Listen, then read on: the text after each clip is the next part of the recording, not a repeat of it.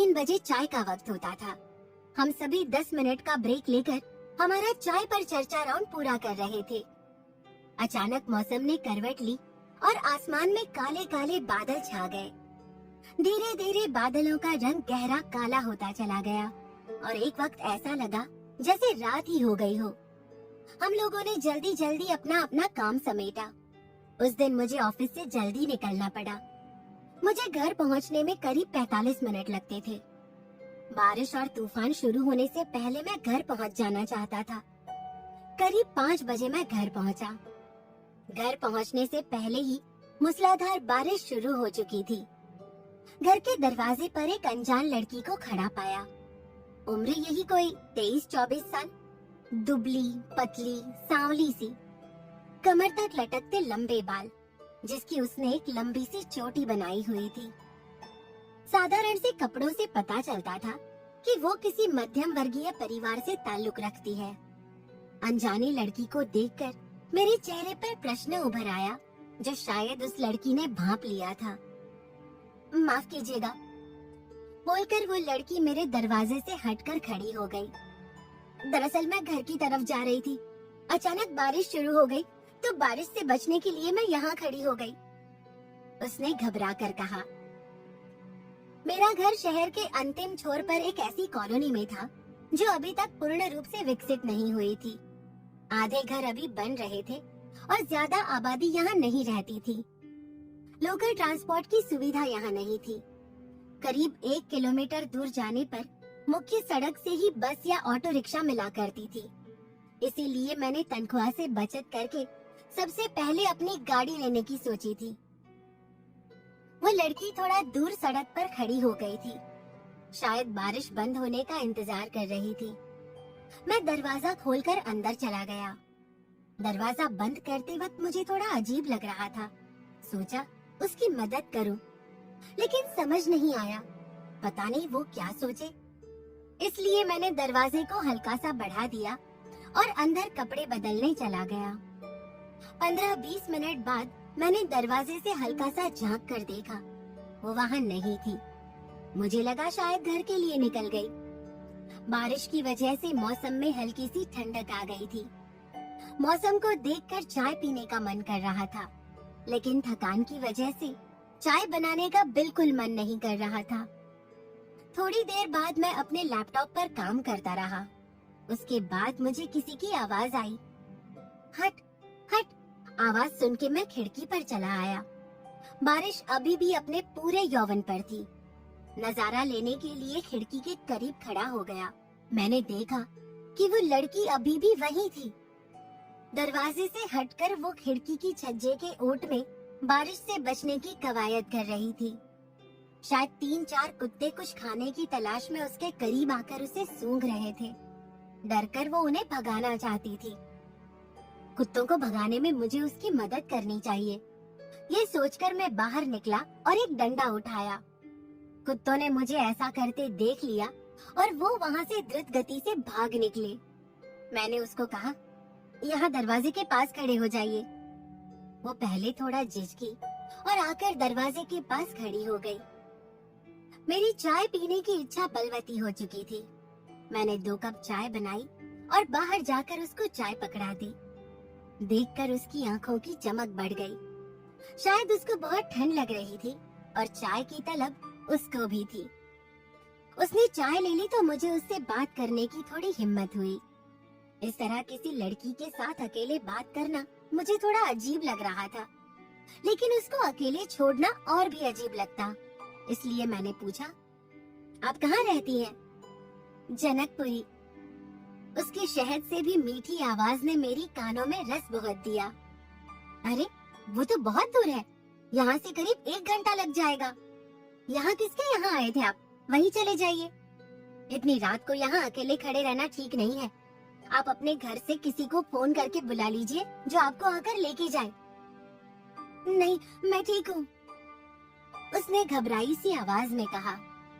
आपका फोन काम कर रहा है ना, या मैं फोन दूं? आप फोन करेंगी? मैंने पूछा। नहीं, मैं किसी को फोन नहीं कर सकती, कोई मुझे लेने नहीं आएगा, वो बोली।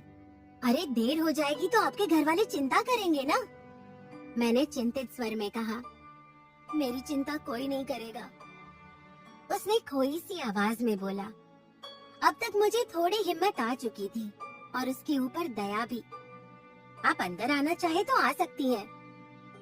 उसने अपने झुके हुए चेहरे को ऊपर उठाया, उसकी लंबी पतवार सी पलकों को झुकाकर पूछा, क्या मैं आपका वॉशरूम इस्तेमाल कर सकती हूँ? हाँ हाँ, क्यों नहीं। मुझे बिल्कुल ही ध्यान नहीं रहा था कि वो यहाँ पर करीब 1 घंटे से खड़ी है।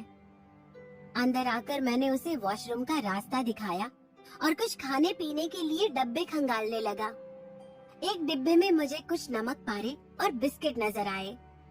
मैं किचन में चाय बना रहा था। उसको बाहर निकलता देखकर मैंने उसको ड्राइंग रूम में बिठाया।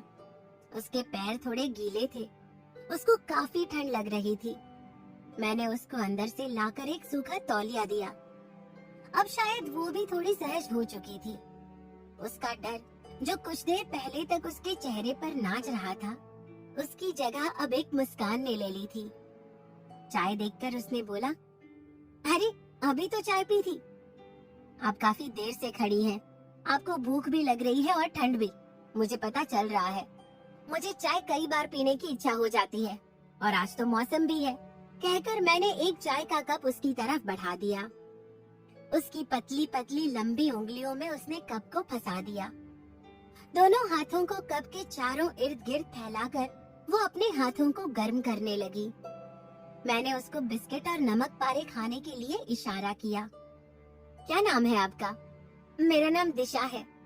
आपकी कॉलोनी के 5 नंबर में जो है, उनके बेटे को ट्यूशन पढ़ाने आती हूँ। यहाँ से रोज पैदल जाकर बस पकड़ती हूँ, लेकिन आज निकली तो बारिश शुरू हो गई। समझ नहीं आ रहा कि मैं घर कैसे जाऊंगी। आप घर से किसी को बुलाना भी नहीं चाहती है? मैंने आश्चर्य जताया। दरअसल मेरे घर में माँ पापा हैं, माँ बीमार है। अच्छा, तभी आपके पापा आपकी माँ को छोड़कर आपको लेने नहीं आ पाएंगे? मैंने कहा। नहीं, वो बात नहीं, बस मैं उनको बुलाना नहीं चाहती। अरे, तो ऐसे कब तक यहाँ पर खड़ी रहेंगी? उनको चिंता होगी आपकी। नहीं, उनको चिंता नहीं होती है, वो बोली। मतलब? अरे लड़की घर से देर तक बाहर रहती है तो सबको चिंता हो जाती है। मैंने आश्चर्य से बोला। वो मेरे पापा नहीं है। मेरा वाक्य खत्म होने से पहले ही उसने थोड़ा ऊंची आवाज में कहा और मेरी मुख मुद्रा को देखकर अचानक उसको एहसास हुआ कि उसने शायद किसी अनजान के सामने ये रहस्य खोल दिया है, इसलिए उसकी आवाज धीमी हो गई। वो मेरे सौतेले पिता हैं। चलिए मैं आपको सड़क तक छोड़ देता हूँ, वहाँ से आपको कोई रिक्शा मिल जाएगा या बस मिल जाएगी, मैंने सुझाव दिया। आपके यहाँ कोई छोटा बच्चा नहीं है? गाड़ी में बैठे बैठे उसने पूछा। नहीं, अभी मेरी शादी नहीं हुई। और आपके साथ कौन रहता है? कोई नहीं, मेरे माता पिता बिहार में गांव में रहते हैं। मैं यहाँ एक मल्टीनेशनल कंपनी में इंजीनियर हूँ। माता पिता मेरी शादी के लिए लड़की ढूंढ रहे हैं। एक बहन है, उसकी शादी हो गई है। माँ बाप को यहाँ लाने की कोशिश कर रहा हूँ, पर उनका शहर में मन नहीं लगता है, इसलिए वो लोग नहीं आना चाहते। हम दोनों गाड़ी में बैठे हुए बस या ऑटो का इंतजार कर रहे थे। हम लोगों को भी 15 मिनट हो गए थे। तेज बारिश की वजह से कोई ऑटो और बस दूर दूर तक दिखाई नहीं दे रही थी। आप जाइए, मैं इंतजार करूंगी। ऐसी किसी लड़की को अकेले रात में छोड़ना मुझे ठीक नहीं लगा, इसलिए मैंने उससे कहा, चलिए मैं आपको आपके घर छोड़ देता हूँ। बारिश की वजह से दिल्ली की सड़कों पर हमेशा जाम लगा करता है और उस दिन भी यही हुआ। उस आधे घंटे की दूरी को तय करने में हमें करीब 1.25 घंटा लग गया। आप अपने आसपास के किसी बच्चे को जानते हैं जिसको ट्यूशन की जरूरत हो तो मुझे बताइएगा। एक्चुअली मुझे ट्यूशन की बहुत जरूरत है। यहाँ मैं किसी को भी नहीं जानता हूँ। मुझे यहाँ पर शिफ्ट हुए अभी सिर्फ 10 महीने ही हुए हैं। फिर भी अगर कोई पूछेगा तो जरूर बताऊंगा, मैंने कहा। वो हल्की सी उम्मीद से मुस्कुरा दी। उसने बताया कि वो एक ऑफिस में काम करती है। ऑफिस इसी एरिया में होने की वजह से उसने यहाँ पर ही ट्यूशन के लिए बच्चे ढूंढना मुनासिब समझा। तुम्हारे पिता क्या करते हैं? मैंने जानना चाहा।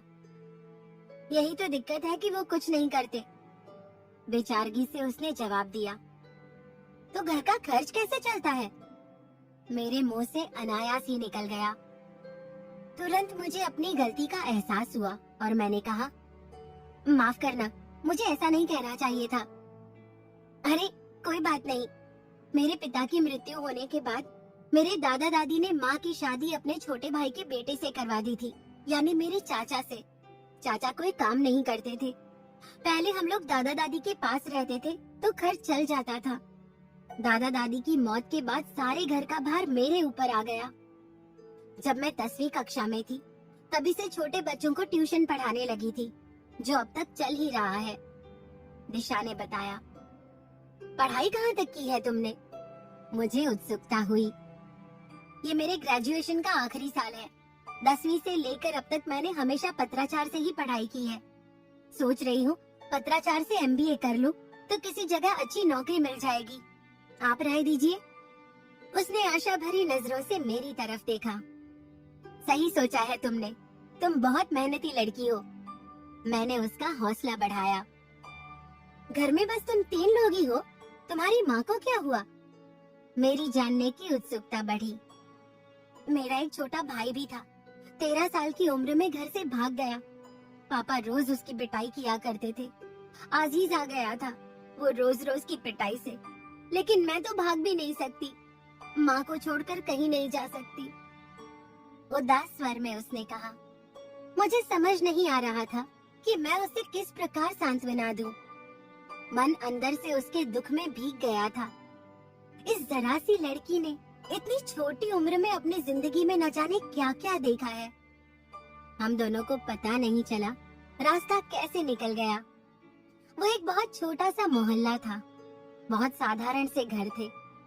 उसने मुझे दूर से अपना घर दिखाया और बोली, मुझे यहीं उतार दीजिए, मोहल्ले के लोग ठीक नहीं है, न जाने क्या क्या सोचेंगे। आपको बहुत तकलीफ दी, आपसे मिलकर बहुत अच्छा लगा। मैं कुछ दिन बाद आकर आपसे ट्यूशन के बारे में पता कर लूंगी। कहकर उसने हाथ जोड़ दिए। मैं दूर तक उसको जाते हुए देखता रहा। न जाने उसके दर्द को मैं क्यों इतना महसूस कर रहा था। मैं कार वापस मोड़ रहा था कि अचानक मेरी नजर दिशा के पर्स पर पड़ी। जल्दबाजी में शायद वो अपना पर्स ही भूल गई थी। मैंने गाड़ी साइड में लगाई और उसके बताए हुए घर की तरफ चल पड़ा। बारिश की वजह से आस पड़ोस के सब लोग घरों में थे। कुछ जोड़ी आंखें पर्दा हटा के मुझे देखने की कोशिश कर रही थी। मैं घर के दरवाजे पर पहुंच गया। दरवाजा बंद नहीं हुआ था। मैं जैसे ही कॉल बेल को हाथ लगाने वाला था, अंदर से मुझे जोर से चिल्लाने की मर्दानी आवाज आई। पूछो जरा, कहाँ गुलछर्रे उड़ा रही थी तुम्हारी लाडली? कह तो रही हूँ, बारिश की वजह से मुझे बस नहीं मिली, इसलिए लेट हो गई। ये दिशा की आवाज थी। सुबह की निकली अभी आई है, थोड़ा उसको कभी तो सांस लेने दिया करो। ये शायद दिशा की माँ की आवाज थी। मैंने तुझे नमकीन का पैकेट लाने के लिए कहा था, लाई नहीं होगी, पैसे दे, मैं खुद लेकर आता हूँ। वही मर्दानी आवाज फिर आई। मैं दम साधे अंदर से आती हुई आवाजों की कड़ियां मिलाने की कोशिश कर रहा था। अचानक दरवाजा खुला और दिशा सामने खड़ी थी। उसको शायद याद आ गया था कि वो अपना पर्स भूल आई है। दुपट्टा विहीन, चेहरे पर डर की परछाइयां। उसकी नजरें मुझ पर पड़ी और फिर मेरे हाथ में पकड़े हुए अपने पर्स पर। अपने पर्स पर नजर पड़ते ही एक झटके से पर्स मेरे हाथ से ले लिया और दरवाजा बंद करते करते आंखों ही आंखों में माफ कीजिए के भाव दर्शाए। बिना आवाज के उसके होठ हिले और सॉरी कहकर दरवाजा बंद कर लिया। मैं हतप्रभ सा खड़ा रह गया और धीरे धीरे लौट आया। अगले कुछ दिन बहुत व्यस्तता में बीते। कुछ दिन की छुट्टी लेकर मैं पटना चला गया। 10 दिन की छुट्टी मुझे पहली बार मिली थी। न जाने कितनी लड़कियों के रिश्ते आए हुए थे और माँ बार बार मुझे उन सबको देखने के लिए जिद कर रही थी। 3 दिन के लिए रचना भी अपने ससुराल से आ गई है। सुबह से घर में तैयारियां चल रही थी। आज जिस लड़की को देखने हम जाने वाले थे, उसकी तारीफों के पुल बांधे जा रहे थे। माँ का उत्साह देखते ही बनता था। रचना को भाभी के आने के उत्साह से ज्यादा अपने कपड़ों की फिक्र थी। किसने समारोह में क्या पहनना है, वो इसी में उलझी हुई थी। पिताजी को इन दोनों की समस्याओं से कुछ लेना देना नहीं था। वो सुबह से अखबार लिए बैठे थे। आप भी जल्दी से उठकर तैयार हो जाइए, दूसरा चाय का कप देते हुए माँ ने कहा। अरे मुझे थोड़ी देखेंगे लड़की वाले, अपने सुपुत्र को कहो तैयार हो जाए, मैं तो 5 मिनट में तैयार हो जाऊंगा।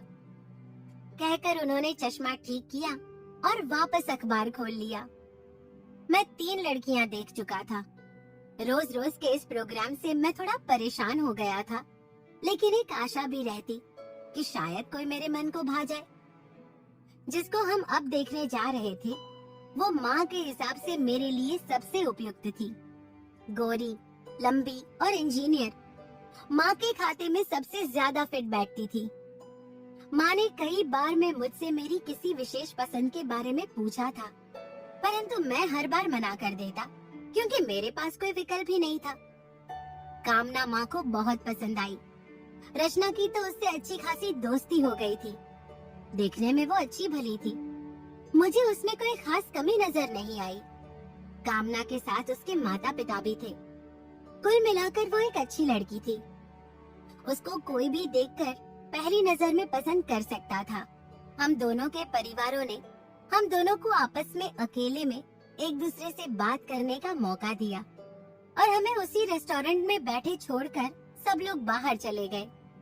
रचना ने धीरे से मेरे कान में कहा, भैया 15 मिनट के बाद आप लोग भी आ जाना, और मुस्कुराती हुई कामना को बाय बाय बोलकर बाहर निकल गई। कामना की पतली लंबी उंगलियां मेज पर रखे कप के साथ खेल रही थी। उसने बालों को एक बड़े ही अच्छे तरीके से लपेटकर जूड़ा बनाया हुआ था और 2 लटें दोनों तरफ से उसके गालों को चूम रही थी। होठों पर हल्की लिपस्टिक थी जो उसके मरून कलर के सूट से मैच खा रही थी। हम दोनों ने थोड़ी देर एक दूसरे की नौकरी के बारे में पूछा। वो पटना में ही नौकरी करती थी और शादी के बाद भी नौकरी करना चाहती थी। उसने अपनी पढ़ाई, परिवार, नौकरी इत्यादि से संबंधित सारी बातें मुझसे खुलकर की। आत्मविश्वास से भरी हुई आधुनिक लड़की थी। उससे मिलकर मुझे बहुत अच्छा लगा। हम दोनों ने एक दूसरे का फोन नंबर लिया और 15-20 मिनट बाद हम लोग बाहर निकल आए। हमारे परिवार के लोग हमारी मुख मुद्रा देखकर हमारे निर्णय के बारे में अंदाजा लगा रहे थे। सबको अपनी तरफ इस तरह देखकर मैं थोड़ा असहज हो गया। अगले कुछ दिनों तक माँ रोज मेरे पास बैठकर मुझसे पूछा करती, आगे तुम्हारा क्या प्रोग्राम है? उनके ये पूछने का मतलब था कि मैंने कामना को पसंद किया या नहीं। मैं हर बार उनसे ये कहकर टाल जाता कि मैं अभी 1-2 बार मिलकर ही कुछ तय कर पाऊंगा, किसी निश्चय पर पहुंच पाऊंगा। 3 दिन तक किसी प्रकार की टालमटोल सुनकर शायद वो चिड़चिड़ा गई थी। इसलिए आज जब वो चाय लेकर मेरे पास आ बैठी तो तय करके आई थी कि आज वो मेरा जवाब हाँ में सुनकर ही रहेंगी। मैं टीवी पर क्रिकेट मैच देखने में मगन था। आखिरी ओवर में हार जीत का फैसला होने वाला था। मेरा पूरा ध्यान मैच पर था। ऐसे वक्त में माँ का ये पूछना मुझे अखर गया। अरे बस करो माँ, तंग आ गया हूँ मैं रोज रोज आपके ऐसे इन सवालों से। मुझे नहीं करनी शादी वादी, मैंने थोड़ा ऊंची आवाज में कहा। माँ को शायद मुझसे इस तरह के बर्ताव की उम्मीद नहीं थी। कुछ देर वहीं उसी हालत में खड़ी रह गई और फिर उठकर बर्तन उठाए और रसोई में जाकर अपना गुस्सा बर्तनों पर उतारने लगी। रचना इस उम्मीद से कि मुझे कामना पसंद है वापस ससुराल चली गई थी। पिताजी शाम की सैर के लिए गए हुए थे। माँ बेचारी अपना दुखड़ा रोती भी तो किससे रोती, इसलिए शायद रसोई में आंसू बहा रही थी। कुछ देर बाद मुझे अपनी गलती का एहसास हुआ और मैं रसोई में माँ के पास पहुँच गया। उनका मुंह उतरा हुआ था। मैंने पीछे से जाकर उनको कंधे से पकड़ा और उनके गले में बाहें डालते हुए बोला, सॉरी माँ, मुझे गुस्सा आ गया था। उन्होंने गुस्से वाली नजर से मुझे पलटकर देखा और वापस काम में लग गईं। मुझे उनकी मुख मुद्रा देखकर पता चल गया था कि वो मुझसे आज आर या पार करने के मूड में है। इसलिए उनको खुश करने के लिए मैं उनसे बोला, देखो माँ, मुझे कामना पसंद है, लेकिन मैं कुछ दिन रुकना चाहता हूँ। एक दो बार और उससे मिलकर बात करना चाहता हूँ, तभी मैं कोई फैसला ले पाऊंगा। एक बार मिलकर किसी के बारे में भी फैसला नहीं लिया जा सकता, ये तो आपको भी पता होगा। तो इस शादी के लिए इतनी जल्दबाजी करने की जरूरत नहीं है। मैं कौन सा बुढ़ा हो गया हूँ? बुढ़ा तो नहीं, लेकिन बच्चा भी नहीं है, माँ ने पलटकर जवाब दिया। मैंने वापस उनके गले में बाहें डालकर कहा, आपके लिए तो बच्चा ही हूँ ना। हमें उन लोगों को जवाब भी देना है, तुम हाँ या ना बोलो तो हम उनको आगे जवाब दे। उन्होंने सख्त लहजे में कहा, आप उनको यही जवाब दे दे कि मैं कामना से एक दो बार और मिलकर ही कोई निर्णय ले पाऊंगा। कहकर मैंने बात को समाप्त कर दिया।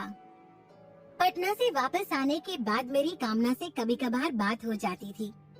वो मुझसे दोबारा मिलने के लिए पूछ रही थी, लेकिन मेरा इतनी जल्दी पटना जाना संभव नहीं था, इसलिए मैंने उससे कुछ वक्त मांगा था। उस दिन मेरी तबीयत कुछ ढीली थी। ऑफिस से मैं थोड़ा जल्दी निकल गया।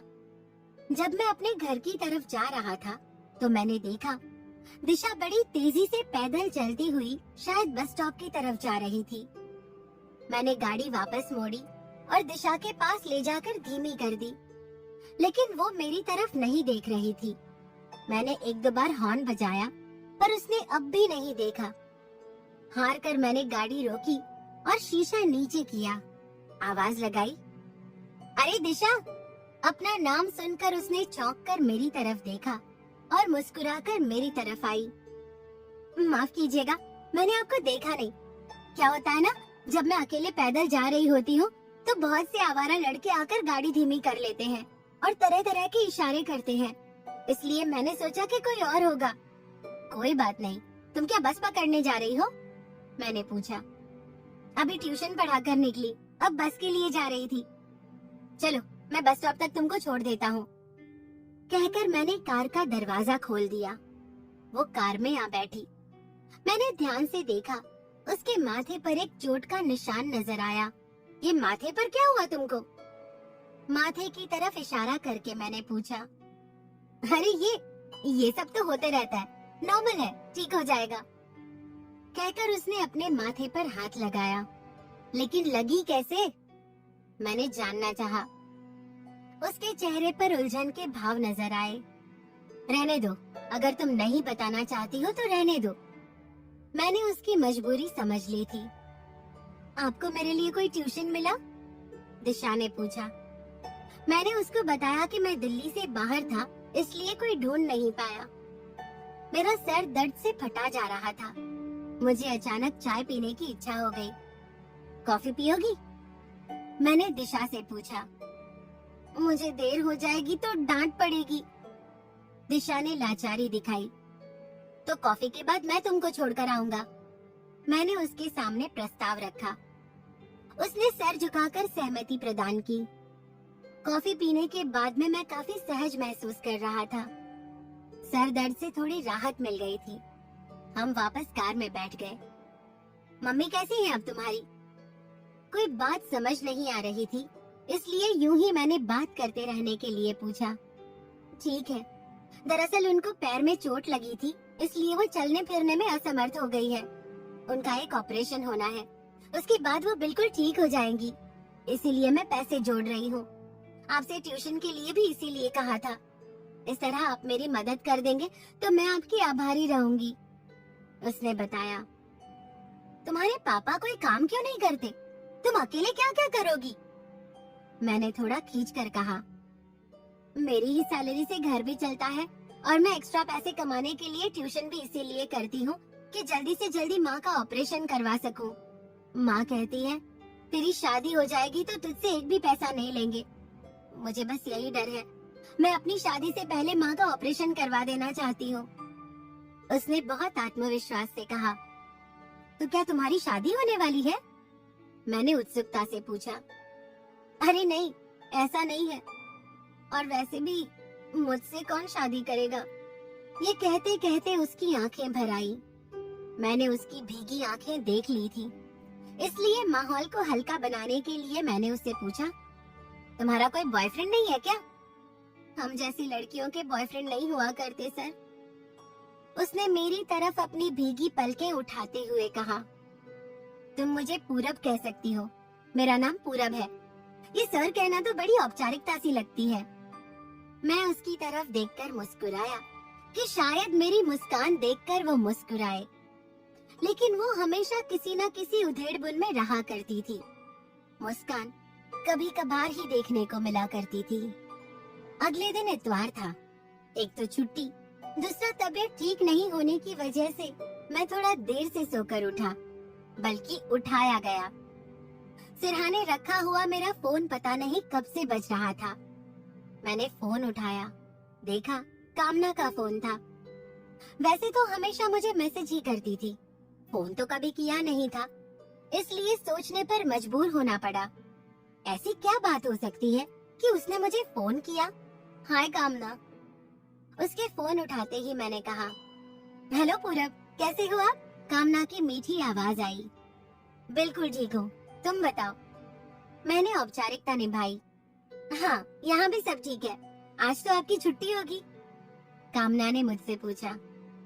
हाँ, छुट्टी तो है, इसीलिए मैं अभी आपके फोन की आवाज से ही उठा हूँ, मैंने बताया।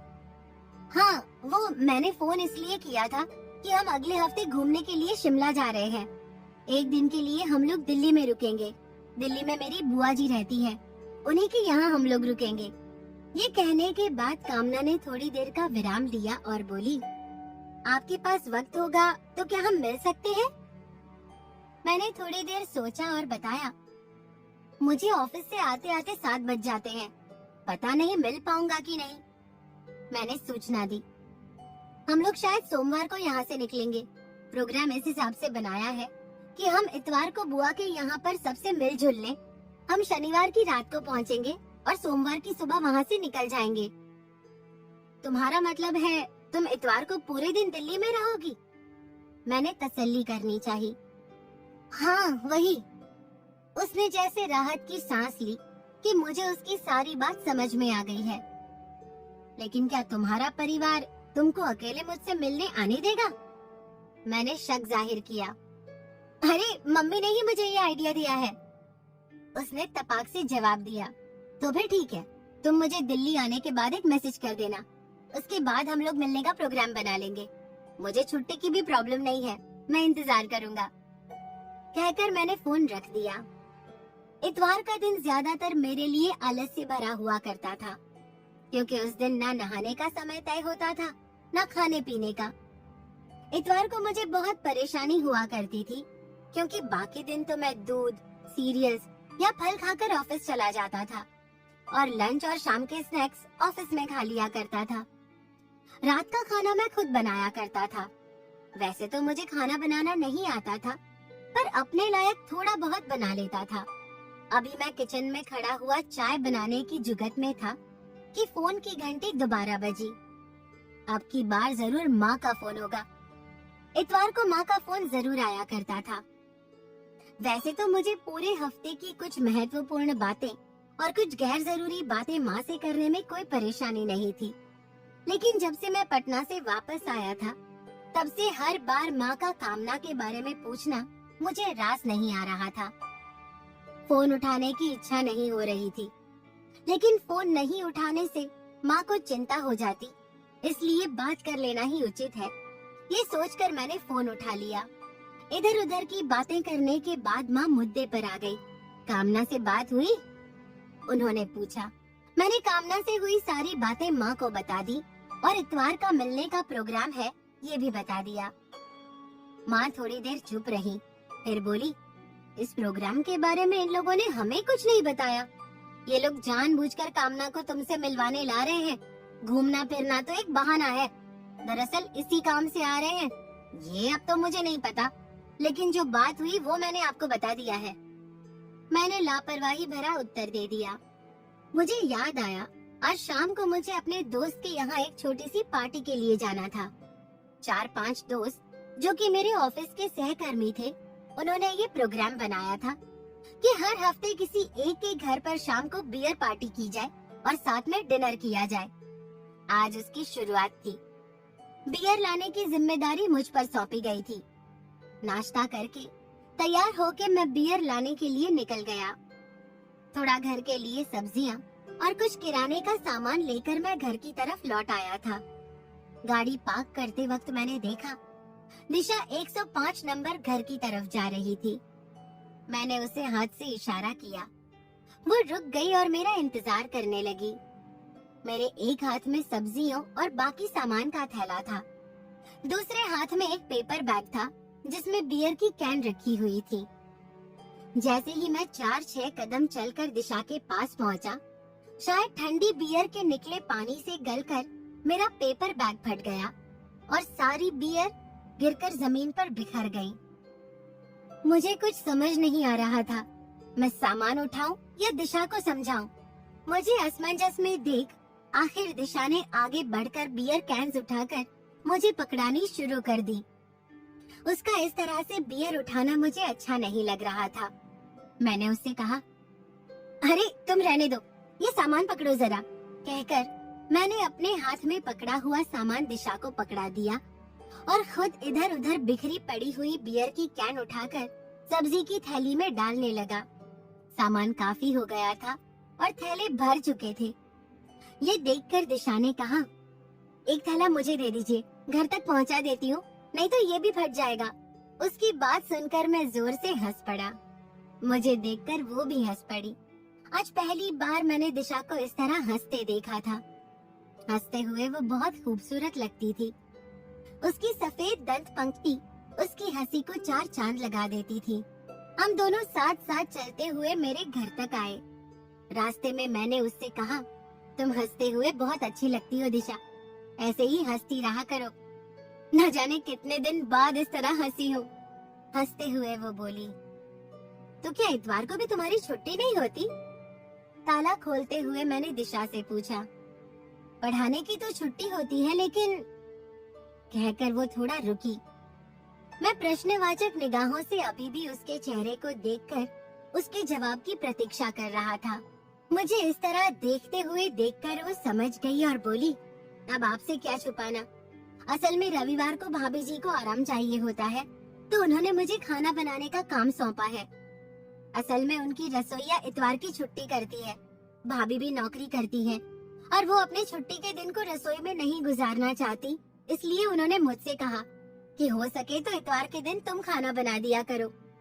अब आप तो जानते हैं मुझे पैसों की कितनी जरूरत है, इसलिए मैंने तुरंत ये मौका लपक लिया। सारी कथा कहने के बाद वो मुस्कुराई। अरे वाह, तुम तो ऑलराउंडर हो, नौकरी भी करती हो, ट्यूशन भी पढ़ाती हो, खाना भी बनाती हो, कितना काम करोगी दिशा? मैंने उसकी तारीफ करते हुए कहा। थैले में से सामान निकाल निकाल कर वो मेरे साथ टेबल पर रखती जा रही थी। तेजी से चलते हुए उसके हाथ काम के अभ्यस्त होने का सबूत दे रहे थे। सामान रखने के बाद दिशा ने कहा, अब मैं चलती हूँ।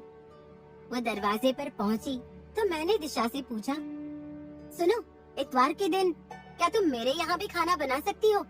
उस दिन तो मैं घर पर ही होता हूँ, ज्यादातर मुझे खुद ही बनाना पड़ता है। किसी और को रख नहीं सकता, क्योंकि सिर्फ इतवार के लिए कोई काम करेगा नहीं और बाकी दिनों के लिए मुझे कोई चाहिए नहीं। मैंने अपना प्रस्ताव दिशा के सामने प्रस्तुत कर दिया। इसके पीछे अपने आराम से ज्यादा उसकी आर्थिक सहायता मेरा मकसद था। दरवाजे के हैंडल पर रखा हुआ उसका हाथ वापस नीचे हो गया। वो पलटकर मेरे पास आई और मेरी आंखों में देखते हुए बोली, बहुत देर से ये सवाल मैं आपसे पूछना चाहती थी, पर हिम्मत नहीं हुई कि कहीं आप मुझे अवसरवादी ना समझे। बहुत बहुत शुक्रिया आपका। कहकर उसने हाथ जोड़ दिए। आप नहीं जानते आप मेरी कितनी मदद कर रहे हैं। किसी भी पढ़ी लिखी लड़की के लिए इस तरह का काम मिलना थोड़ा मुश्किल हो जाता है और ढूंढना भी मुश्किल हो जाता है। मैं तो किसी से पूछ भी नहीं पा रही थी, लेकिन आपने मेरी मुश्किल आसान कर दी। मैं अभी लौटते वक्त आपके यहाँ आती हूँ। कहकर वो पलटकर चल दी। उस आलस्य भरे इतवार में जैसे दिशा ने ऊर्जा भर दी हो। 2 घंटे बाद वो मेरे रसोई घर में काम में उलझी हुई थी और मुझे उसका इस तरह काम करना बहुत सुहा रहा था। उसने मेरे तितर बितर बसे रसोई घर के सभी डिब्बों को साफ करके जरूरत के हिसाब से रख दिया था। गीले कपड़ों से सबको पोंछकर एकदम चमका दिया था। मैंने उसको कह तो दिया था कि तुम खाना बना देना। फिर मुझे याद आया कि शाम को मुझे दोस्तों के यहाँ खाने पर जाना है, इसलिए जब वो खाना बनाने के लिए आई तो मैंने उससे सिर्फ चाय बनाने के लिए विनती की। मैं जब सामान लेकर आया था तो अपने लिए पिज्जा लेकर आया था। दिशा के आने पर मैंने उसे बताया कि मैं पिज्जा खा चुका हूँ, तुम सिर्फ चाय बनाओ। हम दोनों जब चाय पी रहे थे तो मैंने उसे पिज्जा खाने के लिए दिया। थोड़ी नानुकुर के बाद उसने एक पीस खा लिया और जब मैं अपना चाय का कप रसोई में रखने गया तब रसोई ऐसी लग ही नहीं रही थी कि वो 2-3 घंटे पहले वाली रसोई है। चाय बनाते बनाते हुए 15 मिनट में दिशा ने रसोई का हुलिया ही बदल दिया था। चाय पीने के बाद उसने वापस रसोई में 10 मिनट लगाए, सब कुछ करीने से लगाया और अगले इतवार को आने का वादा करके चली गई। पूरे हफ्ते मैं कामना से मिलने के लिए बहुत उत्साहित था। मैं भी रोज रोज के माँ के सवालों से बचना चाहता था, किसी न किसी नतीजे पर पहुँचना चाहता था। पहली मुलाकात में मुझे कामना को जानने का अवसर नहीं मिल पाया था। गाहे बगाहे उसके मैसेज आया करते थे जिनमें हमारे सिर्फ औपचारिक बातें हुआ करती थी, अपने काम से संबंधित या फिर परिवार से संबंधित। मैं कामना को और अच्छे से समझना चाहता था और ये मौका मुझे जल्दी ही मिलने वाला था। मैंने शनिवार को जाकर बाल कटवाए, अपने सबसे अच्छे कपड़े प्रेस करवाकर टांग दिए। वो इतवार की सुबह थी। यूं तो मैं इतवार को बहुत आराम से उठता हूँ, लेकिन उस दिन मेरी नींद स्वतः ही जल्दी खुल गई। नहा धोकर मैं तैयार हुआ। आज नाश्ता भी बाहर ही करना था, इसलिए खाने की चिंता नहीं थी। मैंने अपने आप को शीशे में निहारा, इत्र छिड़का और जूते पहनने लग गया। 10 बजे मुझे कामना से मिलना तय हुआ था। मैं उसको आंध्र भवन ले जाकर साउथ इंडियन नाश्ता कराना चाहता था। उसने बताया था कि साउथ इंडियन खाना उसको बहुत पसंद है। मैं नियत समय पर कामना को लेने पहुंच गया। वो मुझे दूर से आती दिखाई दी। ब्लू जीन्स के ऊपर नीले रंग का टॉप पहने, कंधों पर झूलते खुले बाल, ऊंची एड़ी के सैंडल, दाएं कंधे पर लटकता उसका पर्स। दूर से आती हुई वो एक पेशेवर मॉडल की तरह लग रही थी। उसने दूर से ही मेरी तरफ हाथ हिलाया, बदले में मैंने भी हाथ उठा दिया। तब तक वो मेरे करीब आ चुकी थी। उसने हेलो कहकर मेरी तरफ हाथ बढ़ाया। मैंने हाथ मिलाकर पूछा, कैसी हो? बिल्कुल फर्स्ट क्लास, उसने मुस्कुराकर जवाब दिया और पूछा, काफी देर से खड़े हो क्या? अरे नहीं नहीं, अब भी आया हूँ। कहते हुए हम दोनों कार में बैठ गए। ये तुम्हारी कार है? कार में बैठते ही कामना ने सवाल किया। हाँ, मेरी कमाई की पहली गाड़ी, मैंने गर्व से कहा। थोड़ी देर बाद हम लोग आंध्र भवन में बैठे हुए मसाला डोसा और फिल्टर कॉफी का आनंद ले रहे थे। कामना को कुछ अच्छी साड़ियाँ अपनी किसी दोस्त के लिए लेनी थी, इसलिए उसने मुझसे नल्ली शोरूम जाने की इच्छा जताई। मैं अभी जवाब सोच ही रहा था कि दिशा का फोन आ गया। पूरब जी, आप घर पर नहीं हैं क्या? दिशा की आवाज आई। ओह हाँ, मैं बाहर किसी से मिलने आ गया, माफ करना, मैं तुमको बताना भूल गया। मैंने दिशा से माफी मांगते हुए कहा। अरे कोई बात नहीं, मैं दोबारा आ जाऊंगी। आप कितने बजे तक लौटेंगे? उसने प्रश्न किया। नहीं दिशा, मुझे देर हो जाएगी, तुम आज रहने दो, निकल जाना। मैंने उसको हिदायत दी। तभी मुझे कुछ याद आया और मैंने कहा, अरे दिशा सुनो, ये नल्ली का शोरूम कहाँ है, तुमको पता है क्या? पता है ना, कनॉट प्लेस जाना पड़ेगा आपको या फिर साउथ एक्स। दिशा ने बताया। थैंक यू सो मच, तुम अगले संडे आ जाना। ओके दिशा, बाय बाय। कहकर मैंने फोन काट दिया। दिशा से बात करने के लिए मैं कामना से थोड़ा दूर आ गया था। जैसे ही मैं पलटा, कामना मेरे पीछे खड़ी थी। क्या हुआ, सब ठीक है? उसने प्रश्न किया। हाँ, सब ठीक है, कहते हुए हम लोग कनॉट प्लेस की तरफ चल पड़े। इस बीच में मैं और कामना एक दूसरे की पसंद नापसंद के बारे में पूछते रहे। उसने मुझसे मेरा घर देखने की इच्छा जाहिर की। मैं उसको घर नहीं ले जाना चाहता था। सोच रहा था माँ को अच्छा नहीं लगेगा अभी तक हम लोग एक दूसरे के बारे में ये फैसला नहीं कर पाए थे कि हमें शादी करनी चाहिए। उसको घर ले जाने से पहले मैं ये निश्चित कर लेना चाहता था कि मैं कामना से ही शादी करूंगा। परोक्ष रूप से मैं कामना को ये जताना नहीं चाहता था, इसलिए मैंने उससे कहा कि मेरा घर यहाँ से काफी दूर पड़ता है। अगली बार जब भी वो आएगी मैं उसे अपने घर जरूर लेकर जाऊंगा। मेरी बात सुनकर उसने अपने कंधे उचकाकर मुद्रा बनाई, जैसे कह रही हो आपकी मर्जी। तो क्या मैं दिल्ली में नौकरी के लिए आवेदन कर दूं? कामना ने जानना चाहा। तुम बताओ, क्या मैं तुमको पसंद हूँ? मैंने प्रश्न के ऊपर प्रश्न दाग दिया। हाँ, मुझे तुम्हारी सब चीजें अच्छी लगी और जो नहीं लगी उनको मैं शादी के बाद बदल दूंगी। उसने बड़े ही आत्मविश्वास के साथ जवाब दिया। उसकी बात सुनकर मैं मुस्कुरा पड़ा। साड़ियाँ खरीदने के बाद हम लोगों ने कनॉट प्लेस का पैदल एक चक्कर लगाया। कामना के दिमाग में शादी के बाद के बहुत सारे सपने थे। उस हिसाब से वो मुझे थोड़ी महत्वाकांक्षी मालूम पड़ी। मुझे शंका हुई कि शायद मैं उसकी कसौटी पर खरा ना उतरूं। उस सारे दिन मैंने और कामना ने ढेर सारी बातें की और एक दूसरे को बेहतर तरीके से जाना। कामना यूं तो मुझे काफी अच्छी लगी, बस वो मेरे जीवन में फिट बैठेगी कि नहीं, इस बात की मुझे चिंता थी। मैंने माँ को फोन करके बताया कि मैं कामना के साथ अच्छा महसूस कर रहा हूँ। लगता है यहाँ पर बात बन जाएगी। ये सुनकर माँ बहुत खुश हो गई और उन्होंने पूछा, तो मैं ऐसा करती हूँ, कामना के माता पिता को तुम्हारी हाँ का जवाब दे देती हूँ। उन लोगों को भी चिंता हो रही होगी, ठीक है ना? अरे अभी नहीं माँ, मैं एक बार दिवाली पर जब घर आऊँगा तब मैं फिर कामना से मिलूंगा और उसके बाद आप लोग आपस में बात करके सब फिक्स कर लीजिएगा। माँ की जल्दबाजी पर ब्रेक लगाते हुए मैंने कहा। वो थोड़ी मायूस हो गई, लेकिन मैंने जब उनसे कहा कि दिवाली का सिर्फ 1.5 महीना बचा है तो वो बच्चों की तरह खुश हो गई। हर माँ की तरह उन्होंने भी न जाने कितने सपने सजाए हुए थे। पता नहीं कब से अपनी हैसियत के हिसाब से छोटे बड़े गहने बहू के लिए बनवा कर रखती थी। जब भी शहर से बाहर कहीं जाती तो रचना के साथ ही एक साड़ी बहू की भी लेकर आया करती। जिस इंसान का हमारे घर में अभी अस्तित्व ही नहीं, उसके लिए इतनी तैयारी करते देखकर मुझे बड़ा अचरज होता। लेकिन हर बार पापा कहते, औरतें ऐसी ही होती हैं। उनकी इसी तरह की आदतों की वजह से हम मर्दों की गृहस्थी चलती है। अब मेरी और कामना की काफी बातें होती। शुरुआत हालचाल पता करने से हुई और इसका अंत ये हुआ कि आजकल अगर किसी दिन कामना का फोन नहीं आता तो मुझे आश्चर्य होता। अगर वो अगले दिन कहीं व्यस्त होने वाली होती तो वो पहले ही मुझे बता देती कि वो मुझे फोन नहीं कर पाएगी। मैं उदास हो जाता तो मुझे बहलाती भी।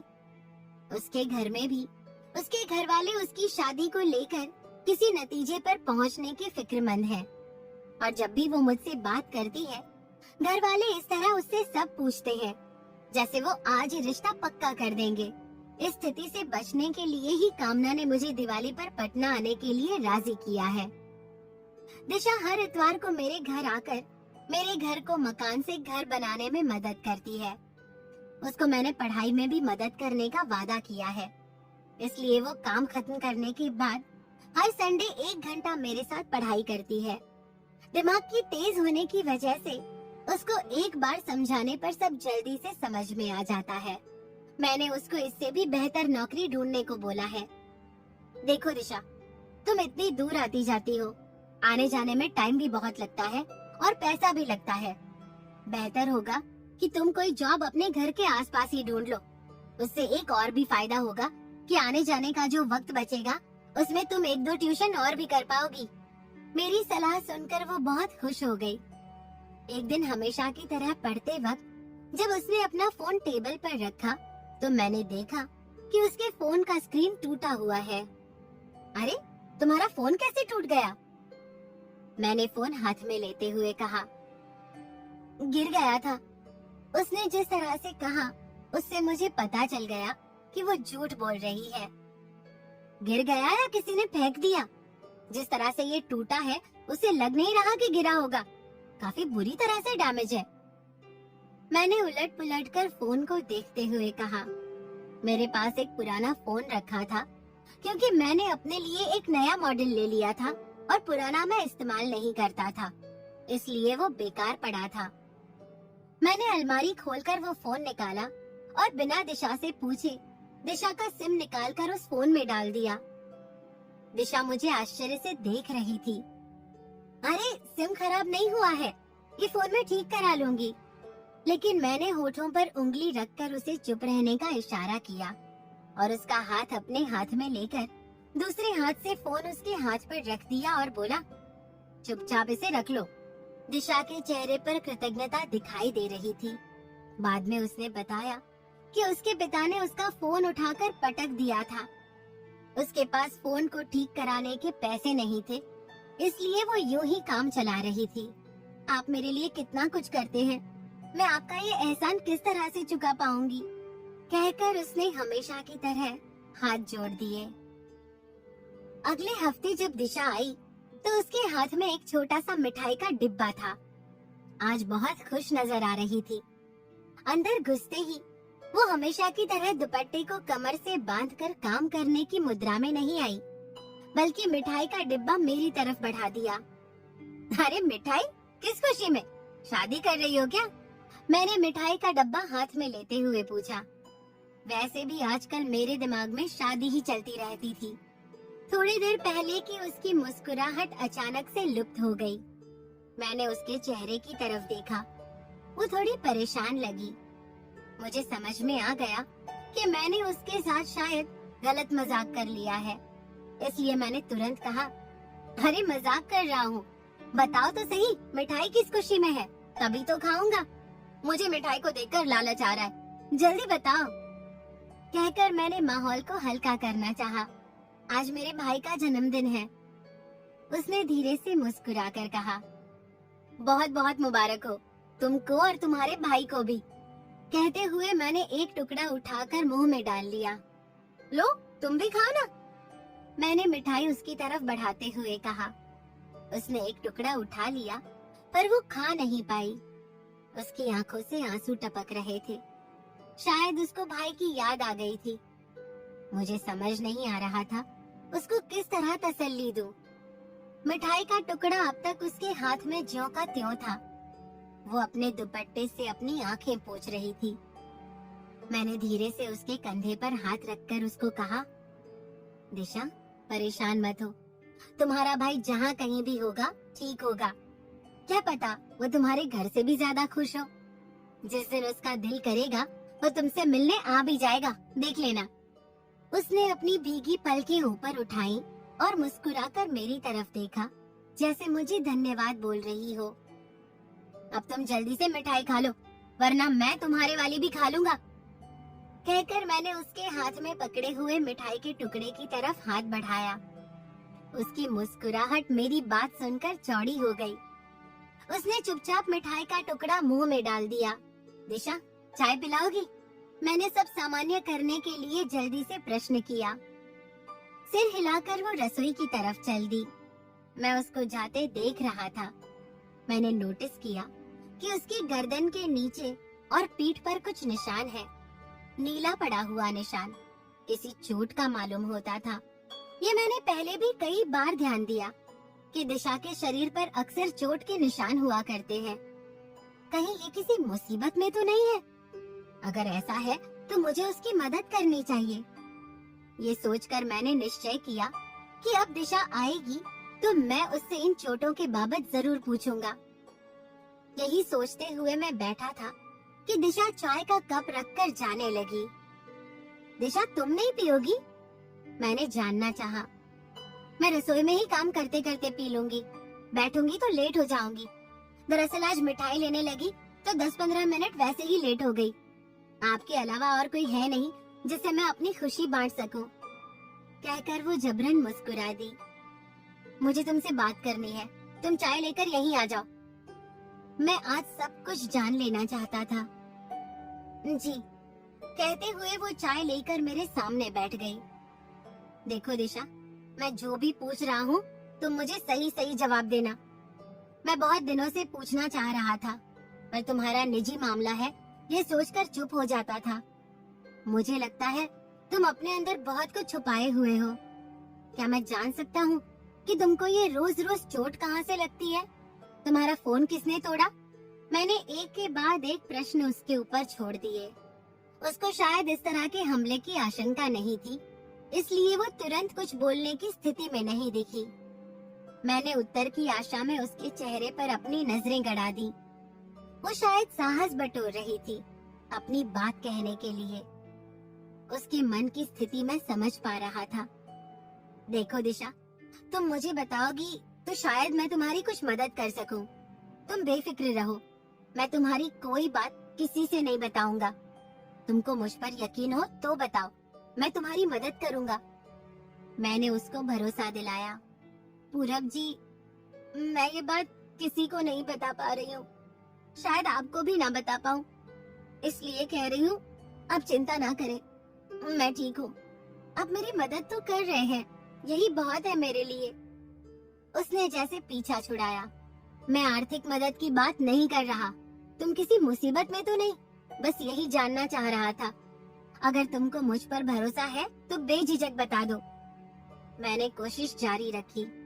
जो किस्मत में होगा वो तो हमको भुगतना ही पड़ेगा पूरब जी, उसमें आप कुछ नहीं कर सकते और कोई भी कुछ नहीं कर सकता। आज मेरा भाई होता तो हम दो लोग मिलकर शायद कुछ करते, लेकिन वो भी मुझे अकेले छोड़कर भाग गया।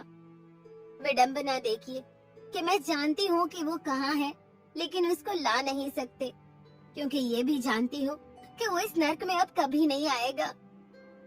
कहकर वो फपक फपक कर रो पड़ी। मैंने उसका हाथ अपने हाथ में लिया, उसको चुप कराया और पूछा, ये चोट तुमको तुम्हारे पिताजी ने दी? वो तुमको मारते क्यों हैं? तुम इतना काम करती हो, पूरे घर का खर्चा चलाती हो, फिर उनको तुम्हारे ऊपर क्या गुस्सा है? मैंने आपको बताया था ना, वो मेरे सौतेले पिता हैं। कहकर वो रुक गई। किसी अनहोनी की आशंका से मेरा हलक सूख गया। तो क्या तुम्हारे पिता? आगे के शब्द मेरे गले में ही अटक गए। उसने सिर हिलाया और कहा, जब मैं 15 बरस की थी उस वक्त माँ नौकरी करती थी। एक दिन मुझे अकेला पाकर उस आदमी ने मेरे साथ। बाकी का वाक्य उसके अंदर ही रह गया और वो फूट फूट कर रो पड़ी।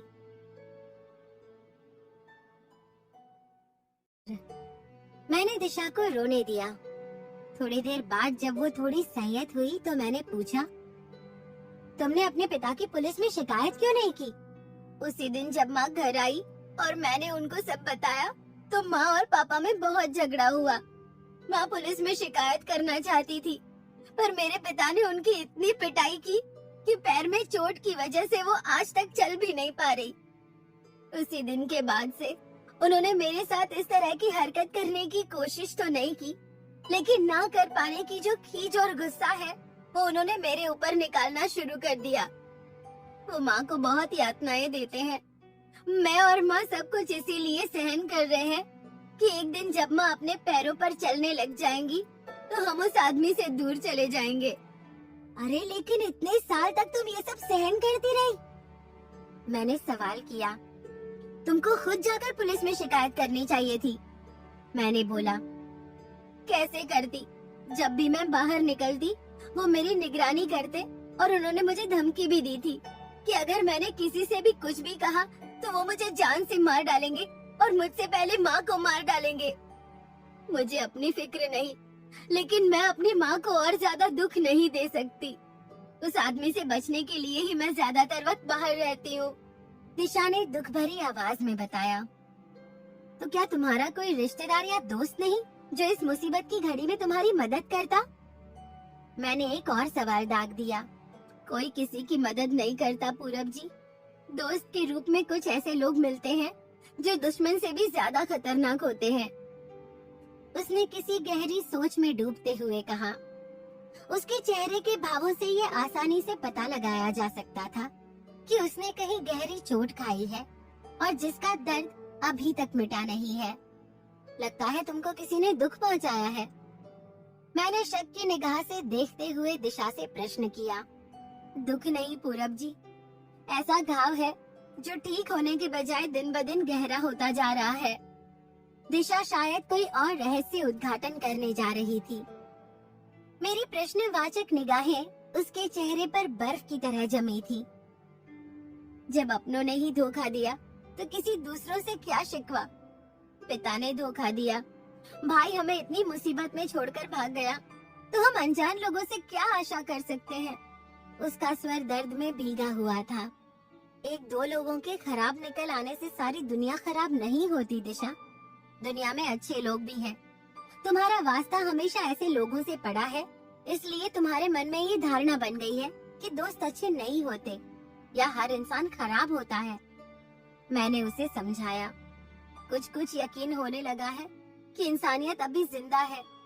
कुछ लोग हैं जो मुझे ये यकीन दिलाने में कामयाब हुए हैं, और वो आप हैं पूरब जी। दिशा ने मेरी तरफ देखते हुए कहा। तुम चिंता मत करो दिशा, मैं कल ही तुम्हारे घर आता हूँ और तुम्हारे साथ जाकर तुम्हारे पिता के खिलाफ पुलिस में शिकायत दर्ज करवाता हूँ। मैंने उसे आश्वासन दिया। नहीं, आप घर पर मत आइएगा। पहले ही मेरे पिता मुझे बदचलन और न जाने क्या क्या कहते हैं। आप आएंगे तो पता नहीं वो अपने दिमाग में और क्या क्या कहानियाँ बना लेंगे और फिर मेरा जीना मुश्किल कर देंगे। पहले ही मैं राघव की वजह से रोज ताने सुनती हूँ। आप मत आइएगा प्लीज, मैं आपके हाथ जोड़ती हूँ। कहकर वो फूट फूट कर रो पड़ी। दिशा का इस तरह बार बार रोना मुझे बिल्कुल अच्छा नहीं लग रहा था। देखो, इस तरह रोने से कुछ नहीं होगा। समस्या से कैसे बचा जाए इस पर विचार करो। तुम कहती हो तो मैं तुम्हारे घर नहीं आऊंगा, चिंता मत करो। लेकिन तुमको भी अपने पिता के खिलाफ कुछ तो ऐसा करना पड़ेगा जिससे कि वो डर कर रहे, तुमको और तुम्हारी माँ को परेशान ना करे। मैंने दिशा को समझाया। उसने आंसू पोंछकर सिर हिलाया। और अब ये राघव कौन है? मुझे जिज्ञासा हुई। मेरे मुंह से राघव का नाम सुनते ही दिशा ने सर झुका लिया। निगाहें नीचे किए हुए ही उसने बोला, रहने दीजिए पूरब जी, ये एक लंबी कहानी है। अच्छा, तो इसका मतलब एक और अध्याय है तुम्हारी जिंदगी में? यार, तुम्हारी जिंदगी पर तो हिंदी फिल्म बननी चाहिए। बाप रे, कितने ट्विस्ट हैं और कितने खुलासे। सच में सुपर हिट होगी। मैंने दिशा से मजाक किया। इस पर वो जबरदस्ती मुस्कुरा दी। अब तुम बताओगी राघव की कहानी या मुझे मुहूर्त निकलवाना पड़ेगा? मैंने दिशा को हंसाने के लिए एक और कोशिश की और इस बार मैं सफल रहा। मेरी इस बात पर वो खिलखिलाकर हंस पड़ी।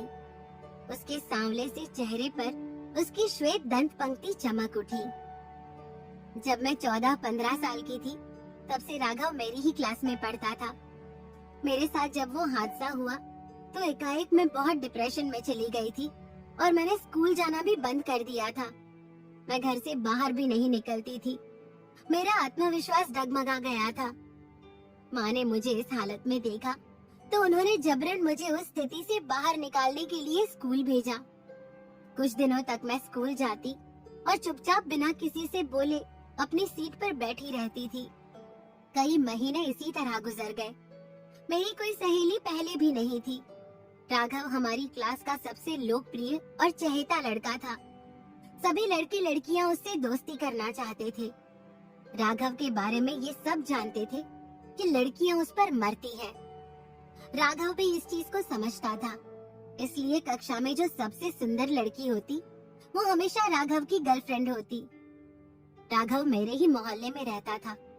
मैं जानती थी कि मैं सुंदर नहीं हूँ, इसलिए राघव मुझसे कभी बात भी नहीं करता था। एक दिन जब मैं कक्षा में अकेली बैठी हुई थी, राघव किसी काम से कक्षा में आया।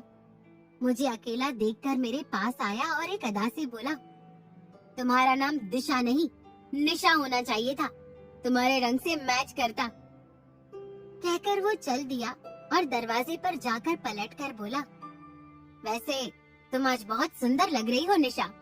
मुझे पता नहीं था कि वो मुझसे मजाक कर रहा है या गंभीरता से बोल रहा है। मुझे बस उसका एक ही शब्द सुनाई दे रहा था, जो कि मेरे दिमाग में घंटी की तरह बार बार बजता रहा। पूरे दिन बजता रहा। आज तुम बहुत सुंदर लग रही हो। आज तक किसी ने भी मुझसे ऐसी कोई बात बोली नहीं थी। उसके जाने के बाद भी उसके कहे गए शब्दों को ही याद कर कर के मेरी हथेलियों में पसीना आ रहा था।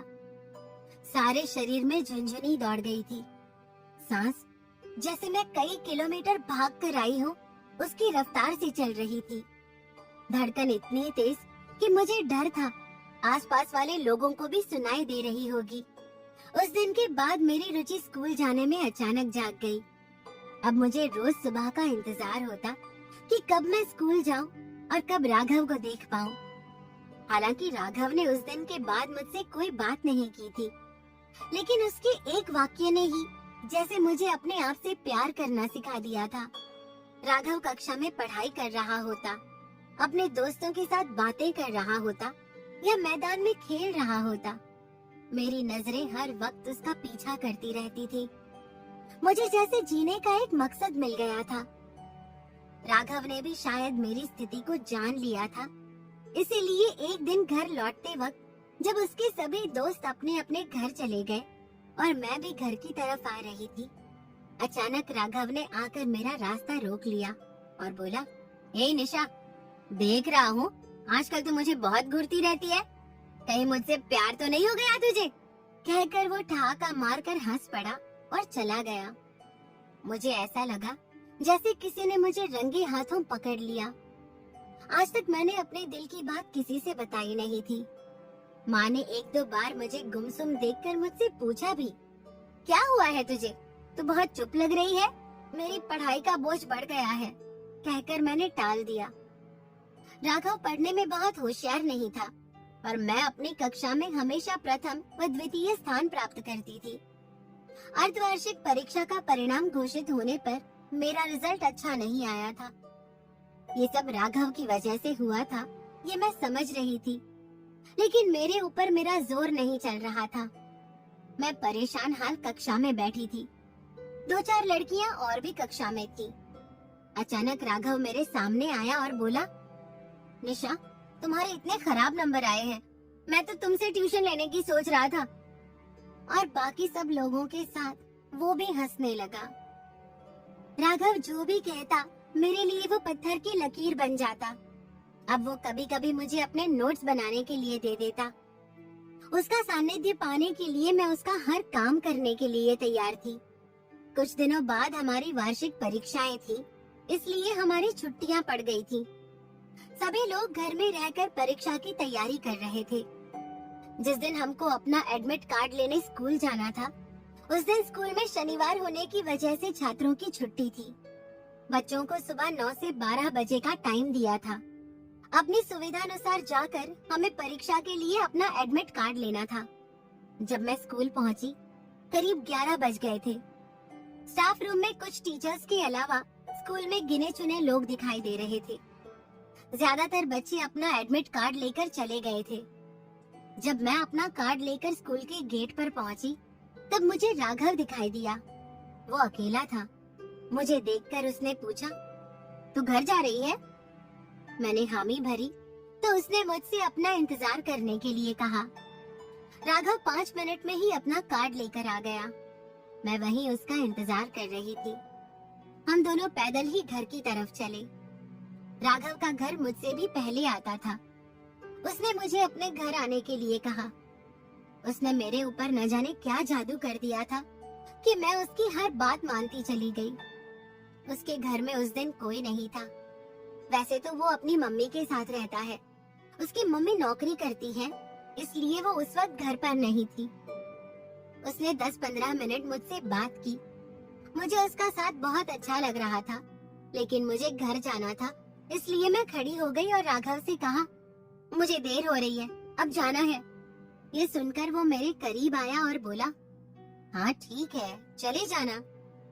उसने मेरा हाथ पकड़ लिया और पूछा, तुमको मैं बहुत अच्छा लगता हूँ ना? ये सुनकर मैंने सर झुका लिया। मुझे भी तुम बहुत अच्छी लगती हो, राघव ने मेरे करीब आते हुए कहा। वो मेरे चेहरे के इतने करीब आ गया था कि उसकी सांसें मैं महसूस कर पा रही थी। उसने मुझे कसकर बाहों में भर लिया। मैंने कोई विरोध भी नहीं किया। हालांकि मैं अंदर से बहुत डरी हुई थी, लेकिन राघव का इस तरह मेरे करीब आना मुझे अच्छा भी लग रहा था। फिर तो ये रोज का सिलसिला चल निकला। राघव मुझे रोज मैसेज करता और मैं घर से किसी न किसी बहाने निकलकर उससे मिलने जाती। उसका घर हमेशा खाली ही रहता था और जैसा कि होता है, हम दोनों जवान थे और उस पर अकेले। राघव जैसे जैसे बोलता गया, मैं उसकी हर बात मानती गई। हमारी परीक्षाएं सर पर थी। अब माँ मुझे घर से निकलने नहीं देती थी। मैं राघव से मिलने के लिए बेचैन हो जाती थी, परंतु घर से निकलना संभव नहीं था, इसलिए मन मारकर पढ़ाई में लगी रही। आखिर परीक्षा का दिन आ गया। उससे मिलने की आशा से ही मैं खुशी से फूली नहीं समा रही थी। हम दोनों स्कूल में परीक्षा देते वक्त जब मिले, राघव मुझसे दूर दूर ही रहा। मुझे समझ में नहीं आया कि वो ऐसा क्यों कर रहा है। फिर मुझे लगा कि शायद पढ़ाई की वजह से वो मुझसे दूर रहना चाह रहा है। वो सबके बीच में ऐसे दिखा रहा था जैसे मुझे जानता ही ना हो। ये सब मुझे अच्छा नहीं लगा, लेकिन मैं सबके सामने उससे कुछ बोलकर हंगामा नहीं खड़ा करना चाहती थी। मैंने परीक्षाएं समाप्त होने का इंतजार किया। 20-25 दिन उससे मिले बिना मेरी हालत खराब हो गई थी। मैं उसकी कमी हर पल महसूस करती थी। मेरी परीक्षाएं समाप्ति पर थी। अब हम दोनों एकदम स्वतंत्र थे, लेकिन उसने मुझे अब भी मिलने के लिए कोई मैसेज भी नहीं किया। मैंने उसको 1-2 बार मैसेज भेजकर पूछा कि क्या हम मिल सकते हैं। उसने हर बार कोई ना कोई बहाना बनाकर टाल दिया। वो ऐसा क्यों कर रहा था, मुझे समझ में नहीं आ रहा था। मैं उसके बिना रह नहीं पा रही थी, इसलिए मैंने निश्चय किया कि मैं उससे मिलने उसके घर जाऊंगी। मैं सब्जी लेने के बहाने घर से निकली और सीधे राघव के घर पहुंच गई। मैंने सोचा वो इस तरह मुझे अचानक देखकर कितना खुश हो जाएगा। हमेशा की तरह मुझे बाहों में भर लेगा और मेरे चेहरे पर चुम्बन की झड़ी लगा देगा। लेकिन वहाँ जो मैंने देखा तो मुझे अपनी आंखों पर यकीन नहीं हुआ। दरवाजा खुला हुआ था, इसलिए मैं सीधे अंदर चली गई थी। वैसे भी मुझे उसके यहाँ सीधे अंदर जाने की आदत थी। वो घर में किसी और लड़की के साथ था। मैं हक्की बक्की वहीं खड़ी रह गई। राघव ने मुझे देखकर खा जाने वाली नजरों से घूरा और चिल्लाया, तू यहाँ कैसे आई?